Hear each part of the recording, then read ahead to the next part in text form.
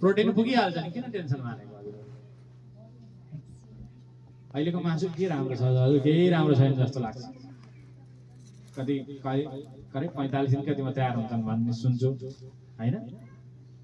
अहिले जसरी ब्रोइलर कुखुराको मासु खान, ब्रोइलर खान मान्छे त्यस्तै ब्रोइलर। अलिकति काम गर्नु पर्यो नि स्याख्या भएर हजुरको काम गर्नै सक्दैन, बाहिरबाट मात्रै हो राम्रो देख्ने। भित्र तागत भनेको शून्य, बुझ्नु? अर्गानिक केही पनि छैन। त्यसैले हामी जन्मिँदै शाकाहारी भएर जन्मेका। मासु खाने, मासुलाई पचाउन सक्ने क्षमता हाम्रो इन्द्रियमा छैन। मासु खाने र हाम्रो आन्द्रा नै फरक हुन्छ, मासु खाने र हाम्रो स्वरूपै फरक हुन्छ। मासु खानेको हजुरको पसिना हत्ताबत्ता आउँदैन। कुकुरलाई हेर्नुहोस् त 2-4 थोपा वरिपरि नाकको टुप्पामा देखिन्छ। हामीलाई जस्तो शरीरबाट तर पसिना बग्छ, कुकुरको कहिल्यै बग्दैन जस्तै गरेन। बुझ्नु? दारा हुन्छन् हेर्नुहोस् त, बाघको हेर्नुहोस्, कुकुरको हेर्नुहोस् त। यहाँ कसैलाई दारे भन्नुहुन्छ नि, दाँत बिग्रेर खाने कहाँ हुन्छ? तिखा तिखा हुन्छ, चुच्चा चुच्चा। हेर्नु त कुकुरको, बाघको एकचोटि झम्टिँदाखेरि उसले वाप्प चोक्टा निकाल्छ। त्यसैले आफ्ना सन्तानलाई कसैले 2 थप्पड हान्यो भने त्योसँग जे गर्न नै तयार हुन्छौँ हामी हो।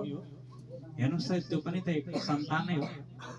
त्यसको चित्कार हेर्नुहोस् त, त्यो प्रत्येक छटपटी हेर्नुहोस् त, त्यो वध गरेको बेलाको छटपटाहट, प्रत्येक चोक्टा चोक्टा मासुमा उसको चित्कार छ, उसको आँसु छ, उसको पीडा छ, प्राण छ।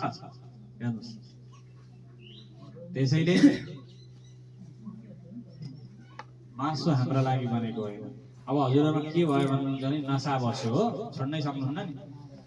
हजुर मोबाइल नचलाउन 2 दिन भन्नु नि सक्नुहुन्छ होला। अहिले यहाँ कसै छोराछोरी विदेशबाट पठाइदिएको 17 प्रो म्याक्स आइफोन हरास् त के कथा सुनेर बस्नुहुन्छ? अर्काको मोबाइल बाँडेर छेउमा लौ न मेरो त त्यत्रो 2.5 लाखको छोराले पठाएको, छोरीले पठाएको, कलेज लगेको, कहाँ पर्यो कथा सुनेर बस्नुहुन्छ? यहाँ धुई पत्ता लाएर त मोबाइल खोज्न लाग्नुहुन्छ, किनकि त्यहाँ के छ? नशा बसेको छ हो। अनि त्यही मोबाइल राति 11 बजे भन्ने चलाएर सुत्नुहुन्छ।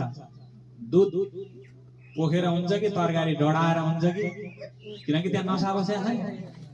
एउटा त आज पोस्ट्याउनै पर्यो टिकटक भनेर पोस्ट्याइहाल्नुहुन्छ है, अपलोड गरिहाल्नुहुन्छ। किन? त्यसका लागि जसरी पनि समय खटाउनुहुन्छ, किनकि त्योसँग प्रेम छ। जसलाई प्रेम गरिन्छ नि हजुर उसलाई याद गरिरहनै पर्दैन, त्यो मोबाइलको याद अहिले नै आइरहेको हो।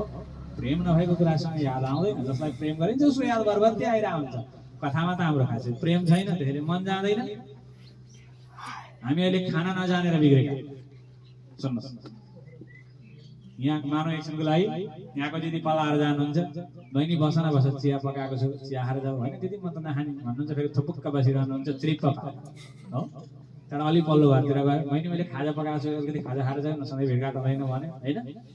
फेरि त्यहाँ गएँ, मैले त पल्लो घर बहिनीकोमा चिया खाएर आएँ, अहिले त म केही नै खान्न भने फेरि थुप्पका बसिरहेको, त्यहाँ पनि चिरिप्प भयो। बिहान दिउँसो बेलुका त 3 चोटि त खाँदै खाँदै मिठो पायो भने 3 चोटि होइन 3 या 9 चोटि खाने। ट्र्याक्टरले बारी जोती हालेको सधैँ छ हो कि भन्नुहोस् त? हिँड्नलाई साधन सधैँ छ, शरीरमा एक्सर्साइज छैन। अनि हामी खानै नजानेर के भयो अहिले? शरीर बिग्रेको काम हो। शरीरलाई पनि त चाहियो नि एक्सर्साइज, चाहियो कि चाहिन्छ? त्यसैले नखाएर मरिने होइन।